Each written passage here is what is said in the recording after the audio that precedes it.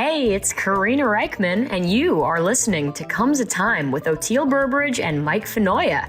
If you're digging the podcast, do these guys a favor and review and subscribe. It means a lot.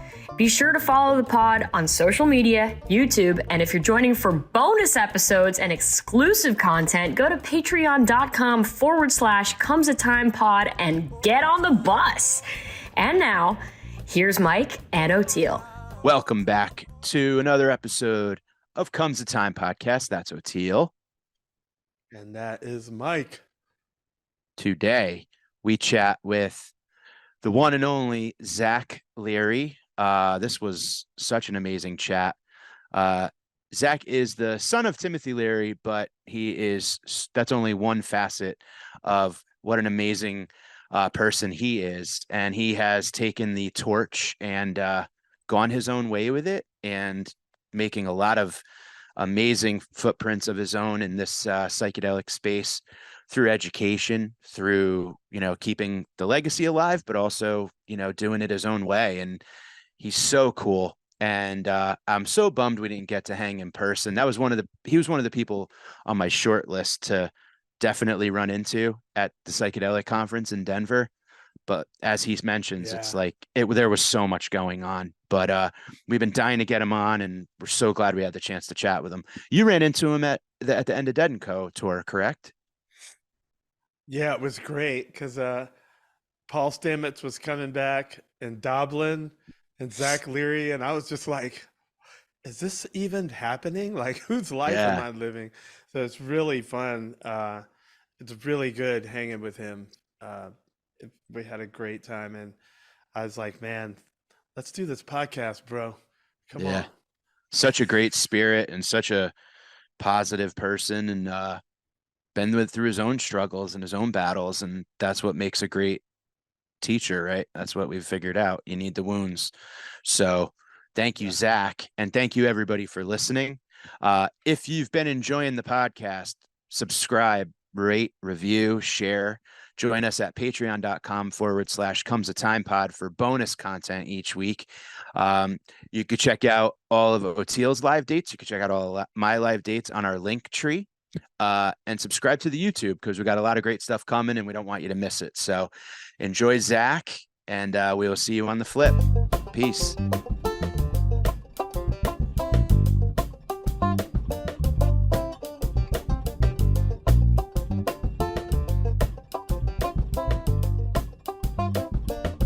I've been very open about the ketamine treatments I did for depression and anxiety. And I would have to say that the thing I felt was a sense of absence of pressure, absence of demand or noise or chatter. And that absence of suffering and things like that would freed me up to literally go in and kind of sweep the floor again. Like what I was saying, but like just that, like having that, like it allowed me to rise above the noise and look down upon it and go like, okay, that's there and I'm here. So none of that's real. It's okay. And to be able to have that when I come back down is like, okay, great. It gave me the tools to see that's just noise. That's just fear, know? And that's beautiful. I mean, it's nice to know, to access that, to be able to have that reserve. And every now and then we got to fill the pool, Yeah, absolutely. I mean, did you do the whole series of infusions, like 6 or 8 or something like that? I did. Yeah. 2 a week for the first 4 weeks. Okay. And then I did a total of 27 or 28 infusions. Oh, wow. And, yeah, it was. Yeah. And, like Ken Kesey said, I don't think anything comes for free.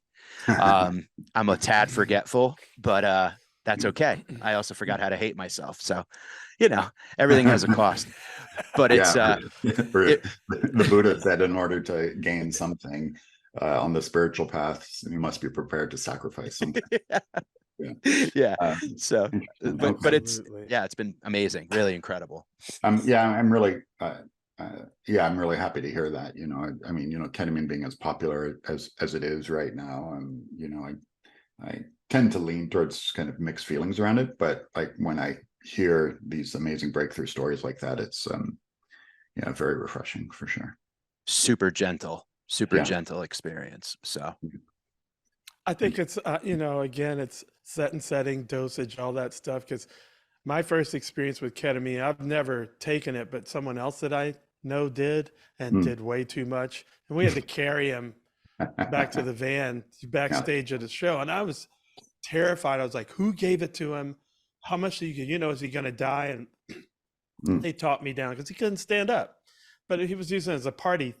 yeah, Actually, he was this just was curious. Someone's like, you want to try it? He was like, yeah. I don't think he was like, he wasn't somebody that partied a whole lot and frivolously. And he Sure. was just like curious, and boom, I was freaking out. But the way Mike did it, it was like super, super beneficial. I Yeah. mean, You and know? under strict doctor supervision and Yeah. Someone in with the a room. Whole night. right with a pulse oximeter on my finger and the blood pressure monitor on my arm, and like literally like medical staff there to Yeah. guide me in and out. And I'll tell you, there were times when I had a physical reaction to it where I felt like my tongue was going numb and I was swallowing my tongue. Wasn't happening, but I was having that feeling. Mm. And I kind of waved for a minute and I said, I'm not feeling well. Hey. And that's when they stopped that infusion. So Yeah. I don't recommend anybody doing anything, without the supervision. I'm not a doctor, but still it's that whole, it's something not to be taken lightly for sure. I've seen a lot of K-holes and whew, that's terrifying. Yeah, it's intense stuff, but I think what it's done for the movement, I think it's really kind of acting sort of as a primer for kind of an introduction to entheogenic kind of relationships, and I think it's become a great gateway for, so I do think things like psilocybin or ayahuasca or even MDMA can be perhaps more transformational than ketamine, but I think ketamine has really kind of set the stage for like, oh, okay, we can do this safely, effectively, the efficacy is high, and if we really kind of control the variables, success is high. It really is. Yeah. And I tend to think about, I have relatives that have like crippling migraines, right? And they'll throw anything they can at it, and taking pill after pill and painkiller after painkiller, it wrecks their stomach, it wrecks their esophagus, it wrecks their sleep, it wrecks their memory and their mood and all these things, and still they have migraines. Yeah. So Yeah. Right. that's the part It's that like migraines. Yeah, and when you take that model and kind of juxtapose it onto mental health, right? I mean, that's been the great failure of the mental health kind of treatment revolution of the last 50 years. I mean, granted, we know very little about the origins of these, maladies, whatever you want to call them, disorders, but they're based on this symptomatic approach to treating the condition, not a transformational one. And if you just keep piling Band-Aids on the symptoms one after another after decades of being on these medications, oof, my goodness gracious. And I'm not an anti, fiercely, like, I'm not a zealot in the sense like I'm anti-Western psychiatric medications. Sometimes I do think that there are people who are close to the edge and we need to stabilize them and kind of back them away a little bit and to stabilize them a little bit. But what we do see is now, people are on effects of Prozac for 20, 25 years now, and the side effects, far outweigh the benefits. And we take them further and further away from being able to address the actual transformation that's needed. Right. And I think, if there's any one, really kind of win of the modern psychedelic renaissance, it is that. It is that, when we are in these spaces of disconnection within our conditions, whatever condition it is, that if we introduce people to a transformational approach to the relationship with depression or trauma or anxiety or addiction or something, that is what success really looks like. And the psychedelic movement today, it's been just really amazing at articulating that. Yeah. Absolutely. I think under the kind of capitalism we have, the temptation is always to treat the symptom more than the cause, because that's where you make the money. Yeah. Now, I'm not saying it's always that way, but it certainly has tended towards that. Like, Yeah. Yeah, but if you get at the cause of the problem, then you don't need the treatment anymore. You're just off on Well, your yeah, merry that way, you know. that's definitely true. And as someone who, like, I admit I've dealt with my situations both ways, both medication and psychedelic, and above ground and underground, we'll call it, right? And I Sure. would say any of the underground experiences I've had was all empathy first.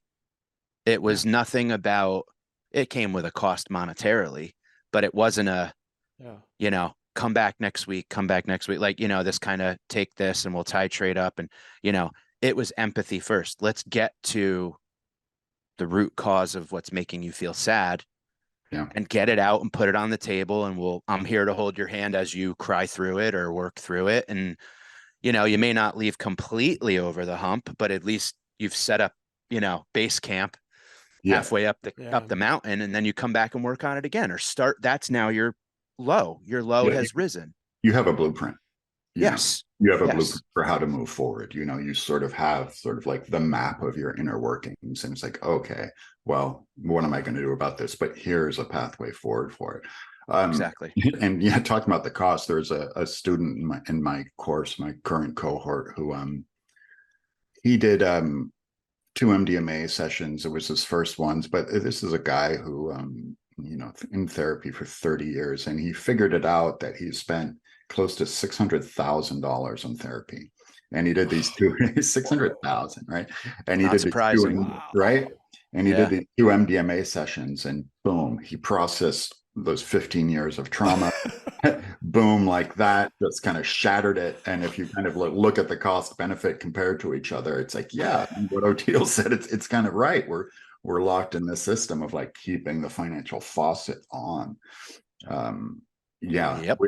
Which is like, I do kind of pinch myself now and then why, like, the American Psychiatric Association and other big organizations like this, why they're not pushing back on psychedelics harder than I thought they would be, because it kind of makes parts of the industry, not all of it, but parts of it irrelevant, So Absolutely. we'll see. Well, I think the psychiatrists actually want to. I would think that the psychiatrists actually want to help people. It's the drug makers that want That's right. the comeback. Well, But if you got into psychiatry, you kind of want people to be better at some point in the beginning. Right. That's well, right. and you want to know what's a great thing about the ketamine movement is, anesthesiologists are also able to administer ketamine. So not from a of course, psychiatric standpoint, because ketamine is a anesthetic, anesthesia medication. Yeah, dissociative. So it's in anesthesia. When you get surgery, ketamine's in there. So they are also able to administer it. So you kind of also have believers that know how to administer a IV, deal with the, weight and dosage and all of that. So you don't have that sort of other, whatever, T's and C's, terms and I dotting and T crossing that weighs it all down, So that's cool. Yeah. And it's really, I think like a lot of the modern synthetics, ketamine, MDMA, LSD, the idea or the event that kind of had us stumble on the psychedelic properties of it in lower doses was really just a happy accident. I mean, it was kind of resting firmly in this anesthetic class, and then Dr. John Lilly kind of just stumbled into it and was like, oh, wait a second, at lower doses, there's something here, Yeah. It's not dissimilar to Albert Hoffman and LSD. They weren't developing it for psychoactive purposes, and he got some on his finger and he's like, oh, wait a second, I feel like taking a bike ride. I feel like taking a bike ride, or Sasha Shulgin resynthesizing MDMA decades later after it was just erased from the Merck catalog, and it was literally just an equation on paper, and that kind of tells me that, like, I do think, I mean, God speaks through us, spirit speaks through us, spirit speaks through our creations, so through our ability to kind of manifest and kind of hide these little spirit molecules in the midst of the chaos, and it's extraordinary, and that's, I think, the real difference between them and, say, like, psilocybin, which has been around for thousands and thousands of years, which we know has a mystical, a mysticality baked into its DNA, right? So we're kind of writing the history of ketamine, writing the history of MDMA currently, Right. Yeah. I love Honored that. to be a part of it. Yeah, right. Your data, Mike, your data. Proudly. This is the Star Trek of psychedelics right now. So you mentioned Sweet. a chorus and a student. Tell us Yeah. about the chorus. Yeah. So, yeah, it's kind of generically named the Psychedelic Studies Intensive with Zach Leary. It's an online course, 8 weeks, 8 different modules, which, the course was initially kind of designed because I've been facilitating for quite a while and worked with quite a number of people. And it was initially kind of designed to help people kind of start the conversation about what it takes to be a safe, effective, and compassionate guide. But over the last 3 years, it's kind of evolved into something a little bit more because, I think one of the things that I have to offer, one of the qualities I have to offer is sort of a commentary on the history and our culture and the origin stories of these medicines, from indigenous use to 20th century use to how they made their way into the Gestalt. So it's kind of a mix of the two. It's kind of part history, part culture, part science, part mysticism, part facilitation, nuts and bolts kind of stuff. Yeah, and I'm in cohort number 5 right now, and number 6 starts in December. Yeah, it's been great. Wow. Yeah, incredibly rewarding. I mean, one of the things I love best about it is it brings people from all over the world. So we kind of like I had one cohort that had someone from South Africa, Australia, Bali, England, Canada. So I kind of just looked at it as sort of like, wow, there really is this global brain kind of tuning into these ideas, all the time, not just in my course, obviously, but it just felt kind of symbolic of that. Like, we are everywhere, finding the others, they're all out there. And so it's been, yeah, just an incredible journey for me to, just be able to share what I love, and hopefully add a little bit of wisdom along the way, if possible. Yeah. Has it been difficult, like for me on the music side? I have some friends who are the children of extremely famous and talented, or I should say talented first, like Robbie Coltrane and Sure. Felix Pastorius, Oh. and like, and it's like, and especially if you're playing the same instrument. Yeah. Like, it's one thing if you're John Coltrane's son, but you're playing drums. No, he's playing tenor sax. Right. And Felix Pastorius is playing bass guitar. So Oof. you're really like, have you felt any of that, like, in your case? Yeah, I mean, of course, I've thought about it, and of course, I do understand that. I think, for years and years, I was kind of the guy who I would always get invited to like sit on the legacy panel at a psychedelic conference to talk about kind of hanging out with the elders and representing that. And at that time, I had a whole other career. I was working in digital marketing and the music business and working for great big rock and roll bands and other kind of brands and things like that. And at that time, I really wanted nothing to do with the psychedelic community. I tried to get as far away from it as possible because I kind of thought that, like, hey, in order to find my own identity, my own voice, I needed to get as far away from that voice, right? But it turned out not to be the case, Prodigal son. Yeah, right. But I really think Exactly. my kind of relationship with this is, when I really started, I'm spending a lot more time with Ram Dass, and he formally became my mentor. It took me on a very different path of Tim Leary's, a very, very different path, and a very different approach to doing this work. I mean, my dad was a philosophical materialist. He was not a spiritualist at all. He was not a mystic. See, I wanted to ask you about that. Yeah, he was not. Because I always had, I want to, go ahead. Yeah, no, I mean, he just wasn't at all. So, I think, yeah, while of course, I'm not, naive to the fact that I'm dabbling in the same space as he did, but I feel like my approach to it is it's just wildly different. So I don't feel like I'm repeating the same licks on the bass or anything. I'm not playing the same instrument. Yes. I think it's like Yeah. what you said, like, you know, if he was a guitar player, you know, I'm playing drums, or I'm playing synth, you know, I'm not playing. Right. Yeah. But I'm in the same band. Yeah. See, I wanted to ask you about, because I wanted to ask you if my perception was correct, because I had this perception after really getting into Ram Dass more recently over the pandemic, that they started together, and then that, you know, after Ram Dass gave his guru all that acid and it didn't do anything, Yeah. he was like, oh, so I felt like they were two sides of the same coin. Like your dad was like, let's just dose everybody and disrupt the whole default, like put it in the water system, disrupt everybody's default mode. And then Ram Dass was like, actually, you don't need it at all. You can do all this without it.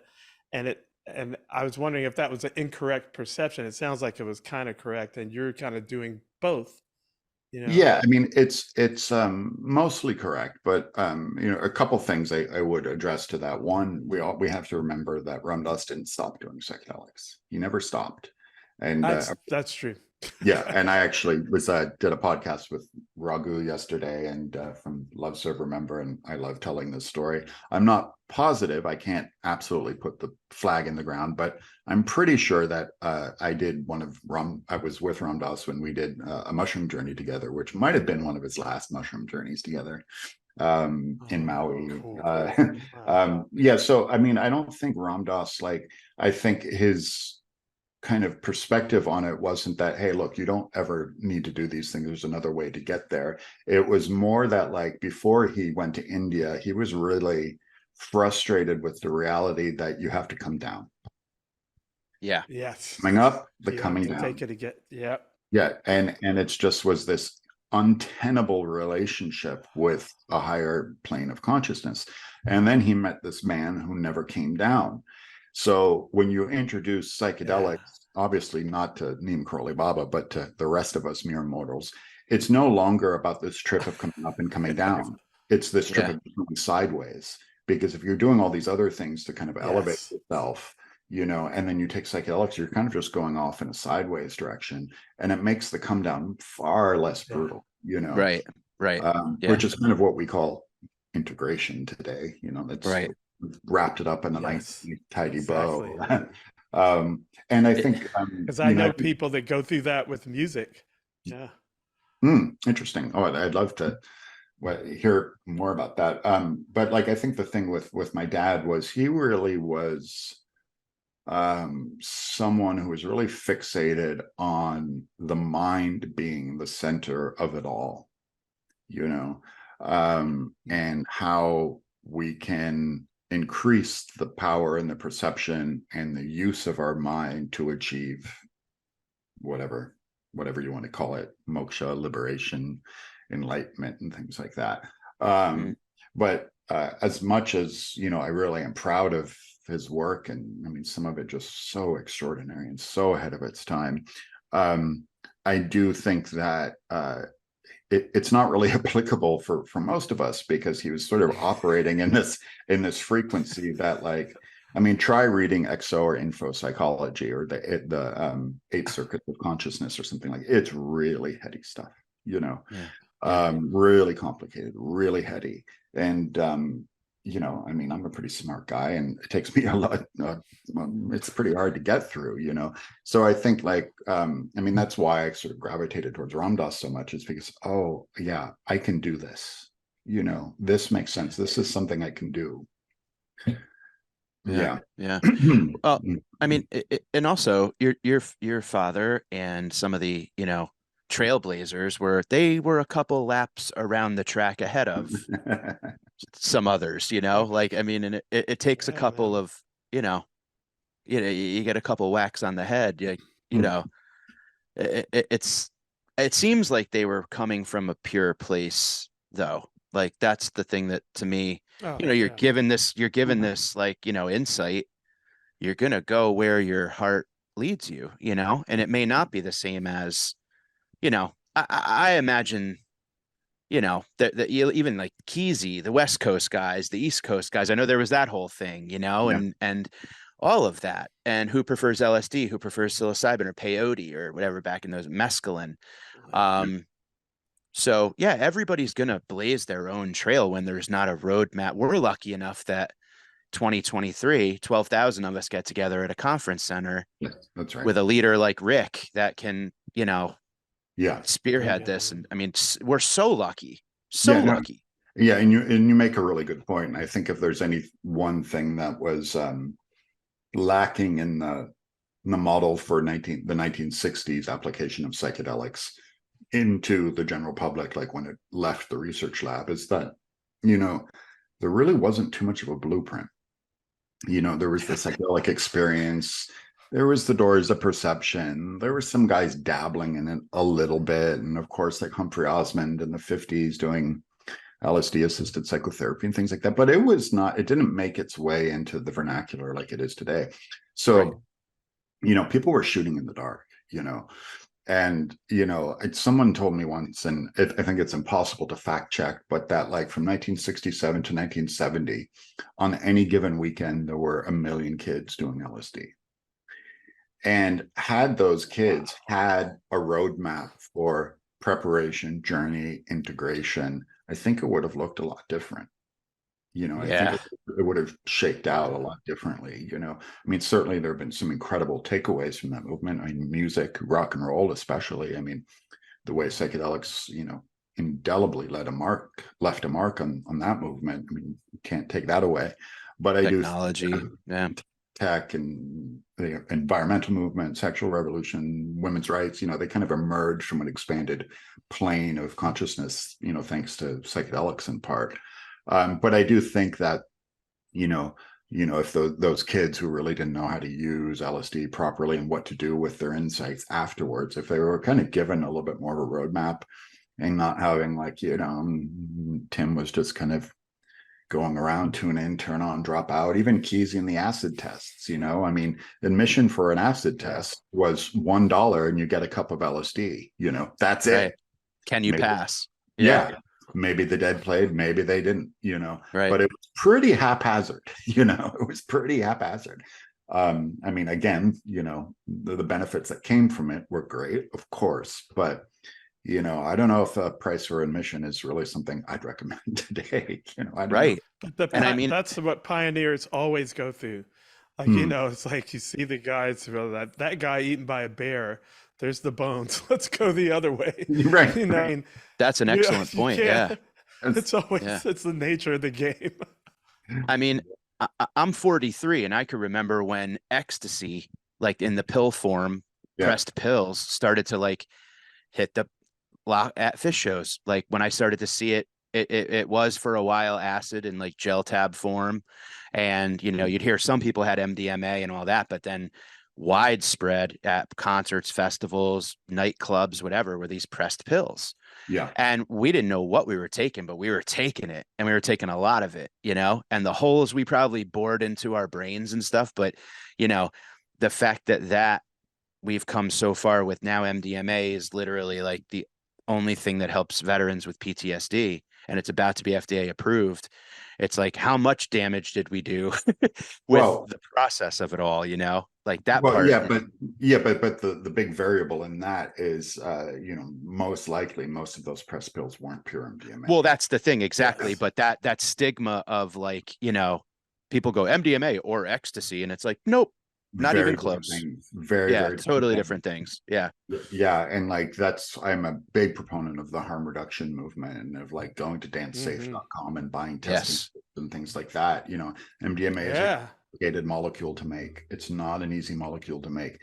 LSD is a much simpler molecule to make, you know, and if you're just buying press pill MDMA from the street, you know, you don't know what the fuck's in that, you know. Oh my God, man, now with fentanyl and everything. I mean, it's just, God, I don't know. I was scared back then. There was no fentanyl and all that stuff.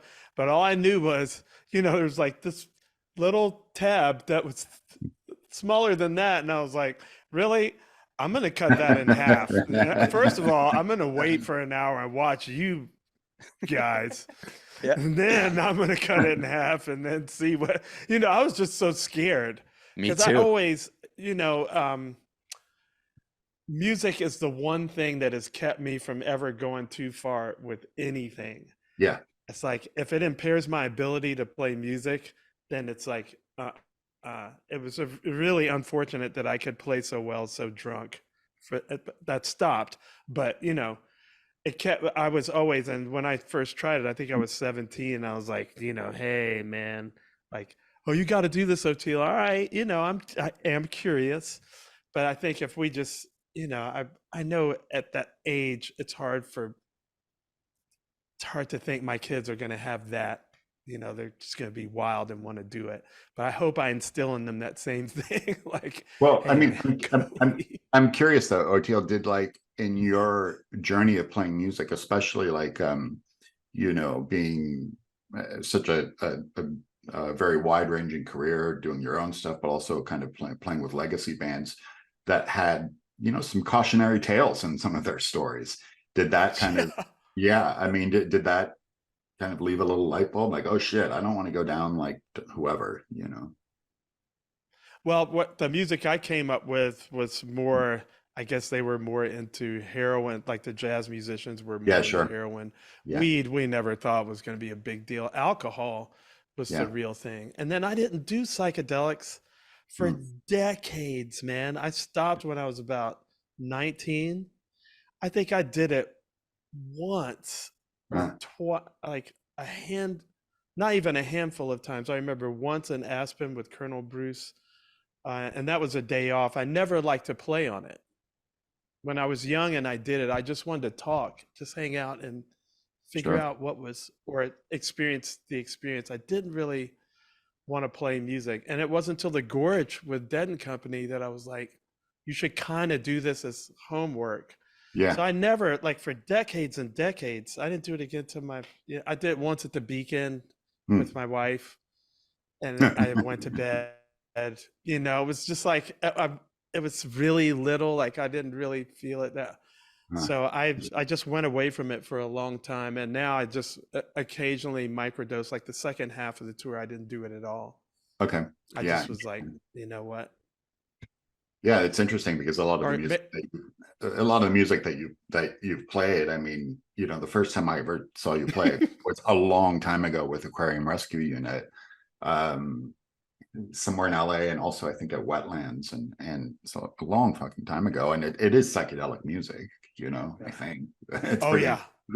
It's psychedelic. Totally. Well, Bruce,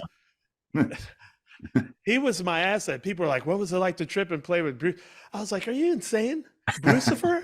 No, we wouldn't take acid with him because I don't know what would happen. Brucifer. Way too scared. That's great. Yeah. Oh, dude. No way. And I didn't need it. It was so psychedelic, just hanging with him, not on stage, just going to lunch in Atlanta. And it would just be like, whoa. He'd be like, look at that. I'd be like, oh, that's an alien over there at that table. I love that. I didn't really need it.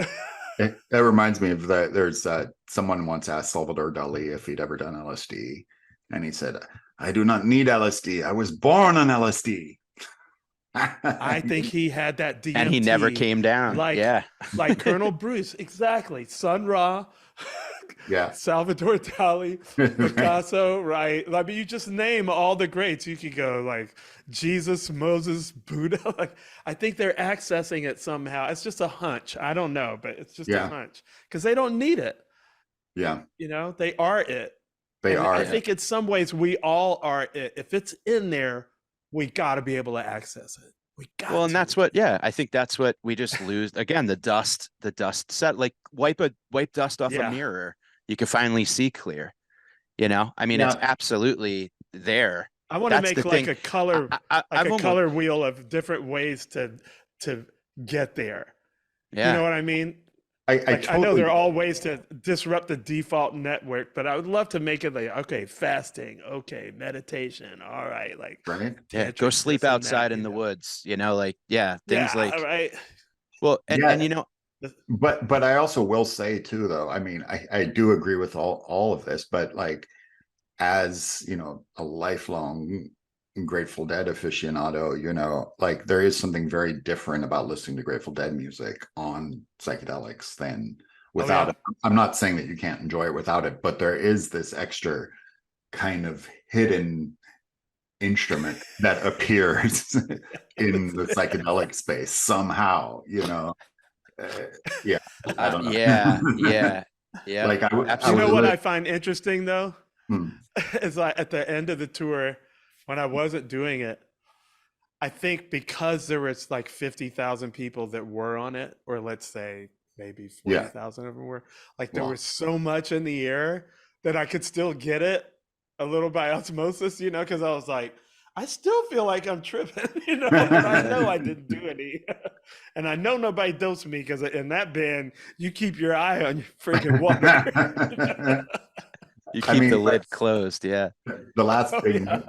the last big mushroom trip that I had, I put on a show that I'd heard, so many times, I just listened to the same shows over and over again, and just listened to it so many times. But like, I was still so blown away that like I could hear something new, and Yes. this is something like, that I just heard, like, I know it inside and out, but I could still hear something new. And I was just in this space where like I was lying on this beach in the Virgin Islands, and a pretty big dose, and it was I Feel Like a Stranger from 1989, Yeah. and I got off on this sensation of like I could pick out every single instrument. I could separately, like almost isolate the track. Yeah. And I was like, wow, they're all doing Yeah. something so insanely different. Like Jerry, Bob, Phil, Brent are all playing what seemingly sounds like a different song. Like, how is this working? And I could just isolate every track Because through it's like, the space and then you put it all together. I'm like, oh, okay. It somehow makes the song, It's a really weird sensation. It is something to do. I think I love doing that too, Zach. And it's like, I think that the thing that's so neat about it is what it does to our clock, like what it does to our like earth clock, and how music is so time related in its own weird way. It's like music creates its own method of timekeeping, and we have our like, okay, we're in the first minute of Feel Like a Stranger when we're driving down the street. But when you're laying on the beach in the Virgin Islands on psychedelics, like you could get lost in that new sense of time. Like earth clock doesn't matter anymore. That's the thing that I think that's the thing I enjoy the most about psychedelics, is that time is out the window. Yes. Because I am someone who's like, I'm late for a very important date. Like I'm running around like the Mad Hatter. But like that to me is like, it makes me appreciate a song can last a millennium. That's right. On psychedelics. And it's just, you can appreciate every note and every tap of the cymbal, and it just cascades on for eons, where we're never paying attention to that. So you're able to slow it all down and isolate the audio. And God, that's how music's supposed to be heard, I think, like. No, and I love that. And that really brings me back to, I think, what we were talking about, at the beginning of this conversation was, about presence and being here now, and kind of classic Ram Dass philosophy. And when you are truly present and in the moment, that elasticity of time sort of just fades away, and you're just there, and that whole flicker of the cymbal is just like this infinite kind of wave of beauty, and it never has to end, hopefully, if it stays if it rings in your heart, And that's why people, when they make art, they like say like, oh, I lost track of time. Because when you're in a creative pursuit, it puts you in that moment and it throws that earth clock off. What I want to be able to do is do what my son does. Is like, he doesn't have to be making art. Like, his living is making art, because he can lose track of time doing anything. Like, I'll see him out there looking at a dead lizard by the pool, and he's just laying down flat on the ground. It's obviously he's looking at something small for a really long time. And me and my wife are like, did you put sunscreen on him, or did you? No, all right, because he's staying there. It's hot, but he's so like in the moment, just like, and I think that's such a beautiful thing, that he lives in a more psychedelic state all the time than I that's do, why I love animals. Yeah. Yeah, and it's And it kids, almost I know. It's and like, kids, yeah, and it almost feels like when that, that the age of reason kind of kicks in for each one of us, and we start becoming self-aware, and like, all of a sudden when we boo. go to school, I know, boo, and we start comparing ourselves to others, and we're not the cool kids, and we start the kind of creating the illusion of separation. But when you're at that age, it's like you're all together, you're all just in this pool of wonder. Yeah.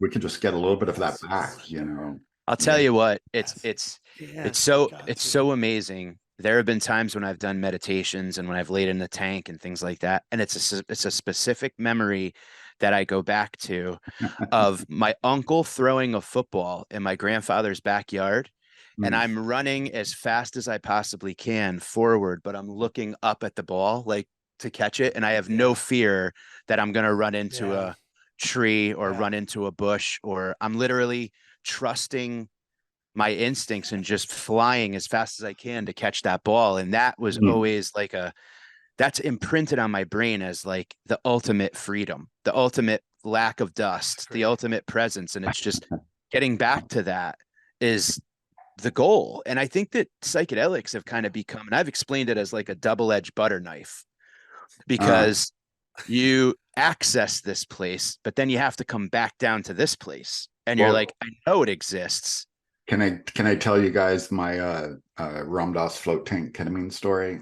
Oh, please. I used to tell a lot on podcasts, but it's my first time on your show, so I will. It's really appropriate for this spit point in time. So on it was spring of '96, and it was Ram Dass's last visit in to see my dad in his while he was in his body. And the way our house was kind of laid out, we were all kind of sliding glass doors that went onto the lawn. And right outside of his bedroom was a flotation tank, just on the other side of the glass door on the lawn. And Ram Dass was visiting, and I just let them visit. And then I went in the flotation tank and did a little bit of ketamine too. And while I was in the tank, they kind of pulled up my dad's wheelchair, and Ram Dass pulled up a chair kind of right next to the kind of the tank hatch, and they didn't know I was in there. And I'm in the tank, and I kind of get lost in the K-hole, and things are getting pretty rough. And I was like, okay, I need to get out. I need to come out of this. And I just, thrust the tank door open, and sitting like 2 feet away from me are Tim and Ram Dass.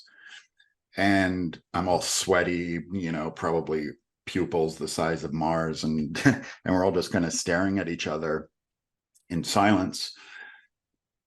And there's just this thick, beautiful sort of like kind of moment where we're all connecting in silence. And Ram Dass just leans into me and gets about 12 inches away from my face and just says, "Who are you now?"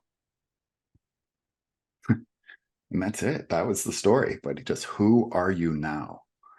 Wow. And it was yeah, in that moment, that's one of those singular moments that I hope everybody has some form of it in their life, that just leaves that lightning bolt imprint inside of you for the rest of your life. Who are And you now? who are you now? Wow. And I used to kind of bring it up with Ram Dass every time I saw him, and we would revisit the "who are you now" thing, because the implication behind it is that we're constantly evolving and changing, and Yes. version of "are you now?" God, that's beautiful. It was great. Yeah, because it means you can leave a lot of stuff that we consider bad behind. That's In right. fact, in some sense, it's already gone. It If you is don't gone. pick it, You're the one if you carrying don't it with pick you. it back up, right? If you Right. don't pick it back up, it's gone. You could just leave it and Yeah. keep moving into the new. That's beautiful. And I got so many of those moments, but with Colonel Bruce, man, like I was so lucky. What a random, the most unlikely guy, I'm like, him? For real? Okay. I went with it. Thank God I was smart enough to go with it. But it's just like, wow, It really is very amazing. And it's blessed. so simple. Very blessed. 4 words. Yeah. Yeah. He said 4 words to you, and it's just, Yeah. I mean, that's really the practice, though. I mean, it's like when you go through, each of us, I mean, I guess, Mike, hearing your story about ketamine, struggles with some depression, my struggles have been rooted in substance abuse. And there are hard things to move past, and to let go back there, and to kind of reinvent yourself. They are still kind of tethers pulling you back into the trauma of the past. And how do we free ourselves enough to be able to move forward? That's the work, man. That's the work. It really is. It really is.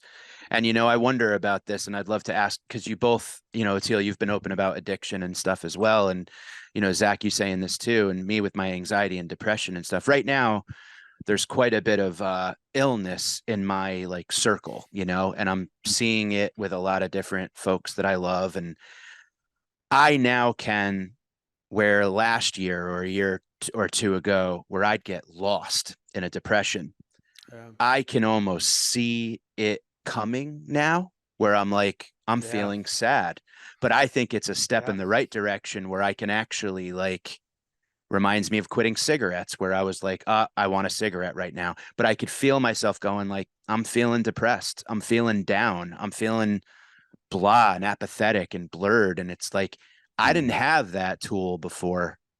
It would just come in like a tornado, and then I'm lost in the wind. But now I'm kind of okay, I see you, and I recognize you. So let's sit down and invite the devil to the table. Who did we have on, Oteil, that said that? Sit down with the devil at the table and talk, what are you here for? Invite the demons to sit for tea. I forget who it was. Yeah.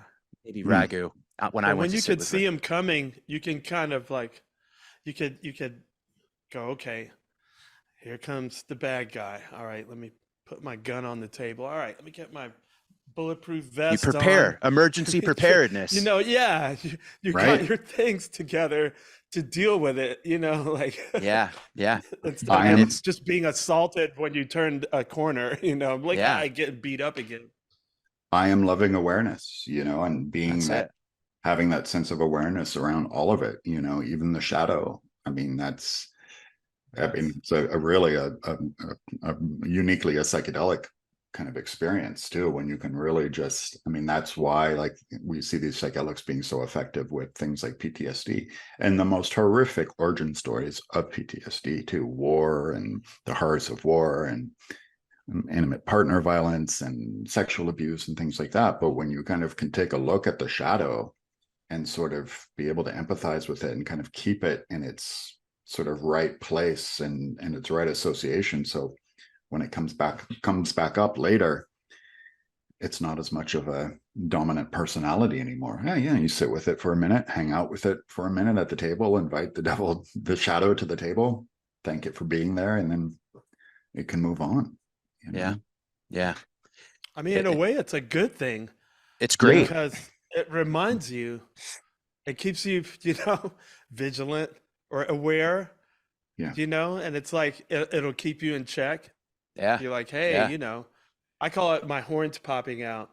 You cut them off with the hacksaw, and then it's throw back out. And it's I see. I know how you like to do, man. It's like soul sniffles. You know what I mean?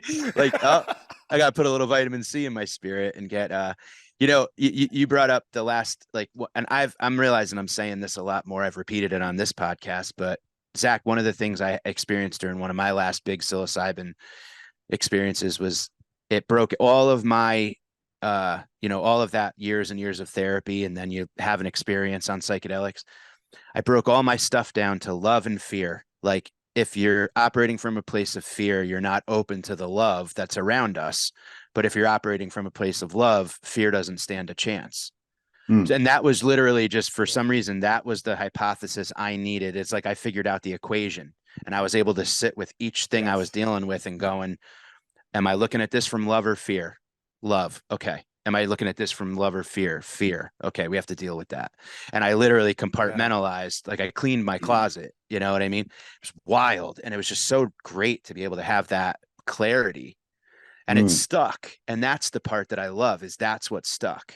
You know what I mean? So when I am having this moment of I'm scared for the people I love, it's fear. I'm not operating from a place of love at the moment. So it's like recalibrate. Yeah. It's like the lane assist going, get back in your lane, you know?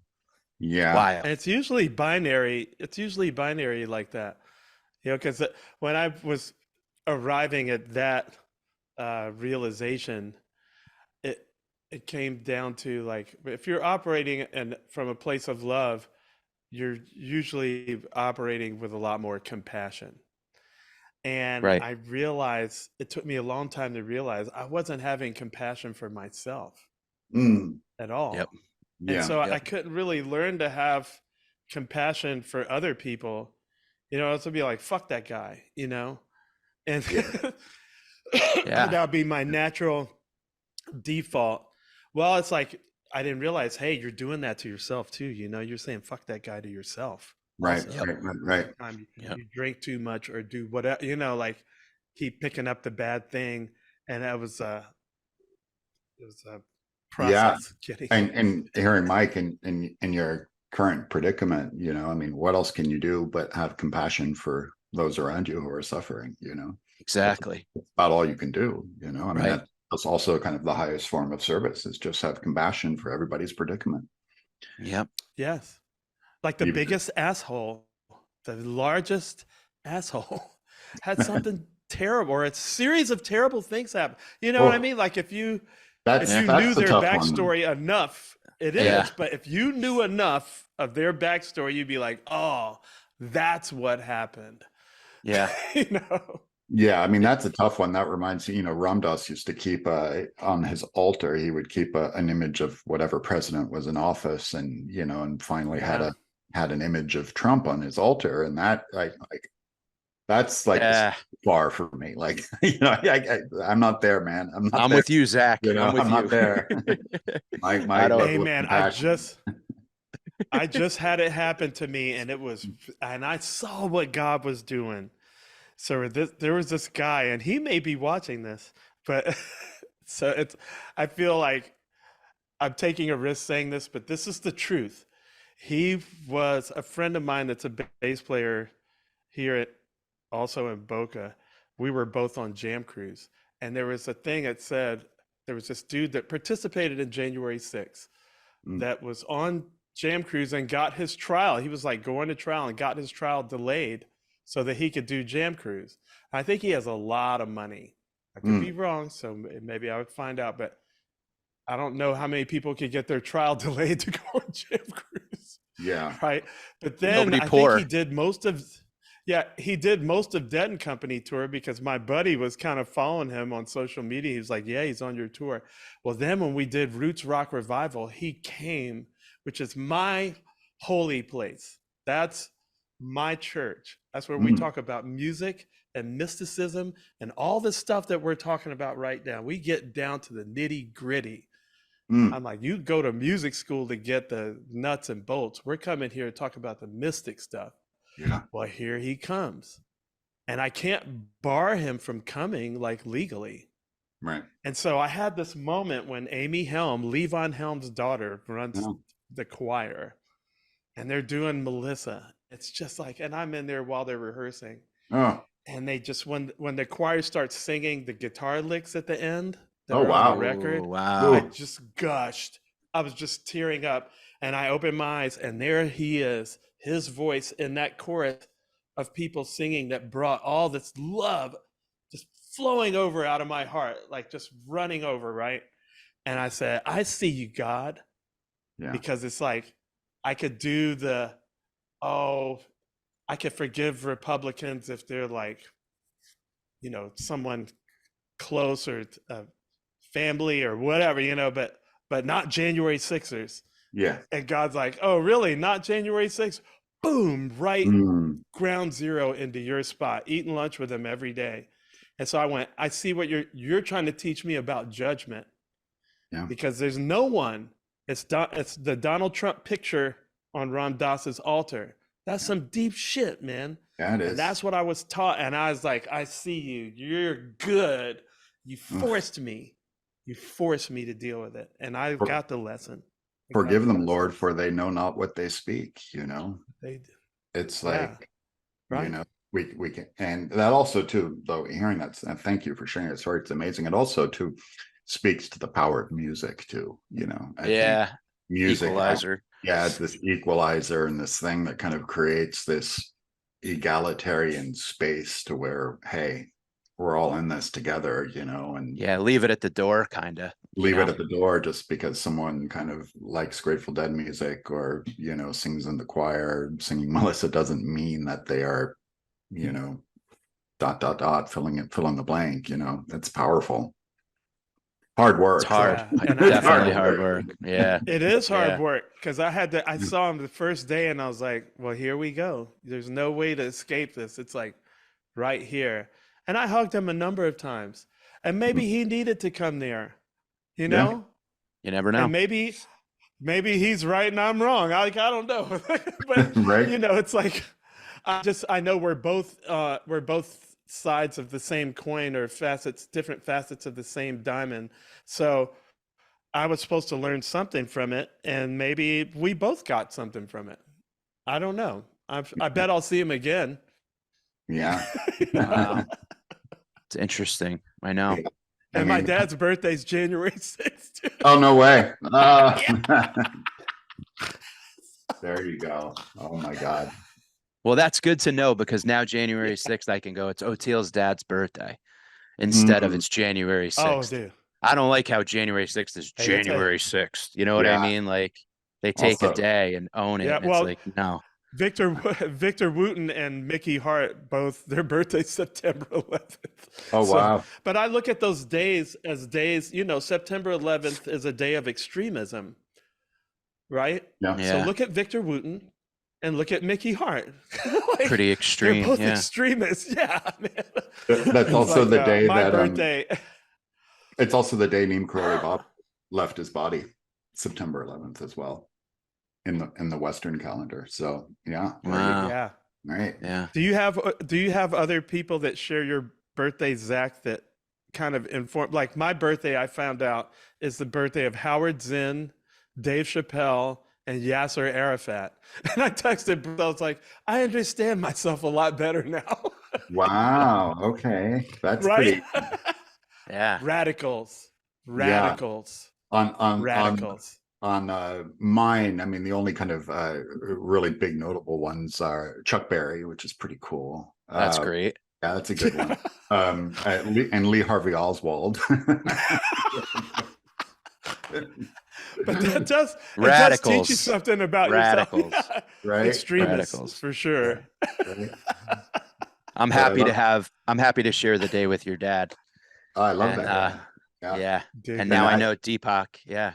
And I met Chuck Berry once. He opened for the Grateful Dead in a few shows, I think maybe 92, 93, somewhere in there. And he opened at the Eugene, Oregon shows. And yeah, I just went up backstage, shook his hand and said we had the same birthday. And he didn't appreciate it too much. Hilarious. But That's hilarious. He's a little salty, I heard. Yeah, a little salty for sure. I know we've kept you for a bit. I just wanted to ask you, have you been shared we were talking about children of, these monumental pivotal figures. I think about Zane Kesey, Simon Babs, some of these Trixie, some of these children of the scene and stuff back then. Do you have Annabelle. Annabelle, have you chatted with these folks about just what it's like to be a child of these visionaries? Some of them for sure. I know Zane a little bit. I'm a little bit friendly with, although we've lost touch in recent years, but with Sean Lennon. There's been some of them for sure. I mean, Sean definitely, would like what Oteil was saying at the beginning, I think he went through a lot considering, he was playing guitar and being a singer-songwriter and trying to, go a similar route. I have, a lot of them, are doing great work out there for sure. I just think my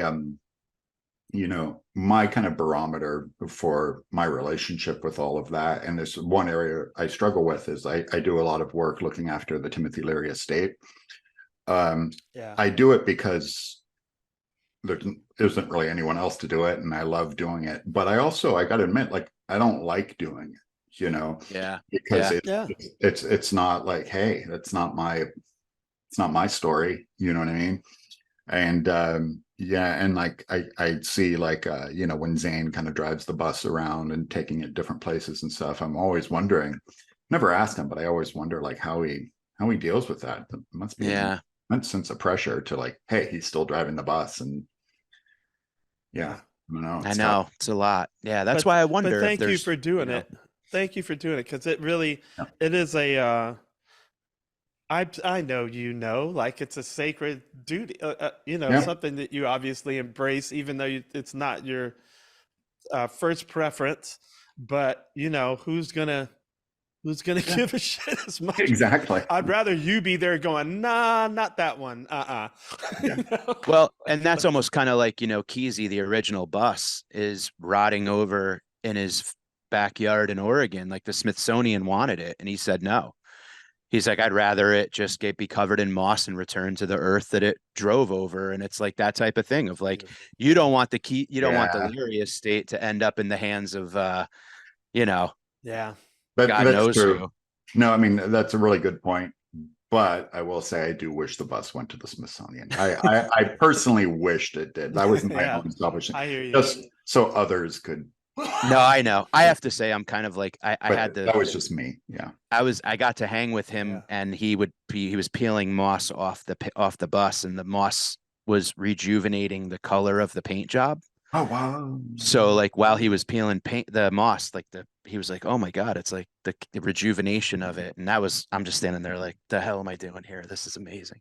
Yeah. So cool. It's pretty neat. Maybe we can maybe we can ask whoever owns the property to, like, make it into a museum or just a site to visit. They kind of have. Come see the bus. Yeah. You could go That's visit. cool. Yeah, they definitely have it's done. nice. Like, when I first went to the, I think it's the National African American Museum of History. That's in DC, right? Yeah. It's part of the Smithsonian. Yeah. And I turned the corner and there's George Clinton's mothership. Man, I had a freaking moment. I was like, that made me feel really good to see that validate, so I understand where you're coming from, Zach. Like, it would be, Yeah, and it's a trip it's when nice. you see physical objects that still kind of carry, like, a little bit of resonance in that physicality of the object.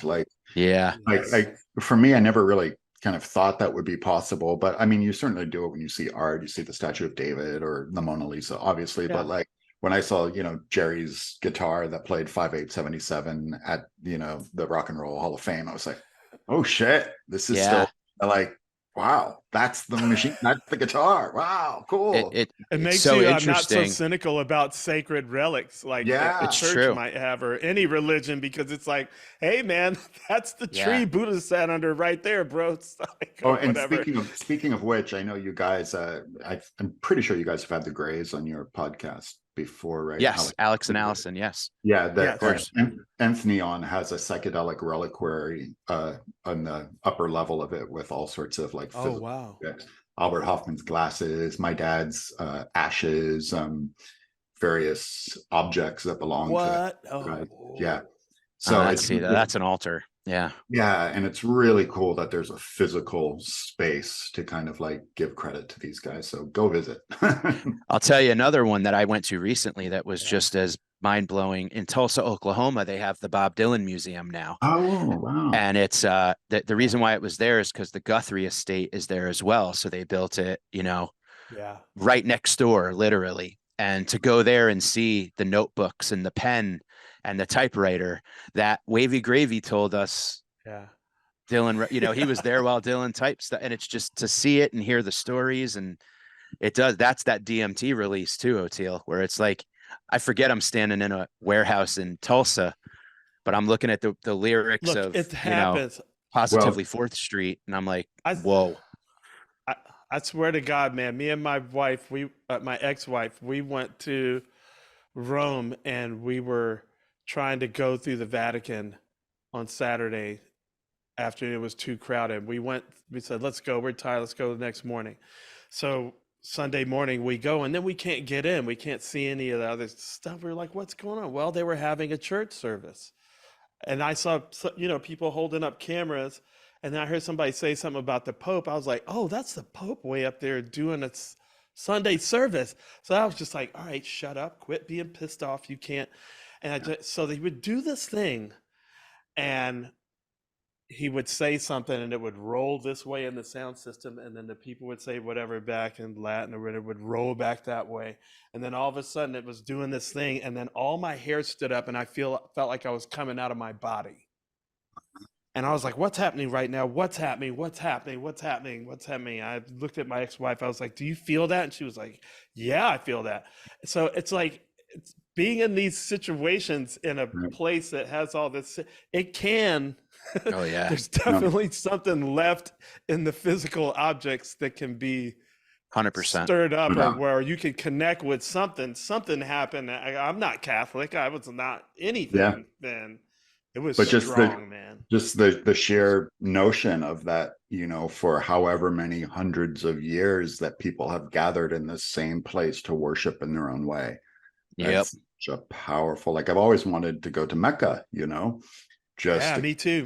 Yeah, just for that very reason, just to kind of see what that is all about and feel the presence. I'm not a Muslim by any stretch, but why not? I'd love to take it in. You don't need to be to appreciate the value. Yeah, of course. Zach, you're awesome, man. Please come back and hang with us again soon. This is so fun. We could keep going forever. Can you tell everyone where they could find all things Zach and about your course and everything else? Yeah, totally. If you go to zachleary.net, you can find information about the course there. Click on the courses tab. It starts up again December 6th. Follow me on Instagram, and subscribe to the Maps podcast as well. Yeah, Oteil, you've been on it. New episodes coming out all the time, and I'm really proud of that. And thanks so much for having me, guys. Really love you both. Totally, dude. You're amazing.